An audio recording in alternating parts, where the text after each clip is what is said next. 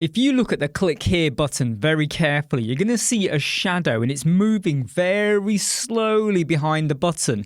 Now this is a micro animation I want to show you how to do with some simple CSS. You can see it on screen, and if it's still not perfectly clear for you, just keep staring at that click here button and you will see the shadow moving. Now this is something I don't recommend you overly use on your web pages. Don't have it for every call to action button, because it can look a little bit desperate and a little bit busy on your page. But if you want to apply it to certain buttons, because maybe you just want it to stand out, because look at the color of this button against this background. If I did not have a shadow or a particular border outline, it could get lost within the image, especially if suddenly when you have a cover and you go to different responsive sizes, that now is sat over the mountain. You might not understand it's a button. So this is how you do it. Go over to your button, or to be honest, you could go to any widget, go over to the advanced tab, scroll down to where you have custom CSS, and this is what you're going to add in. So I've decided that the color of my shadow is going to be 66666, and then I've gone and positioned it. Please bear in mind though that if you do change any of these values, go and reflect it within what you have below.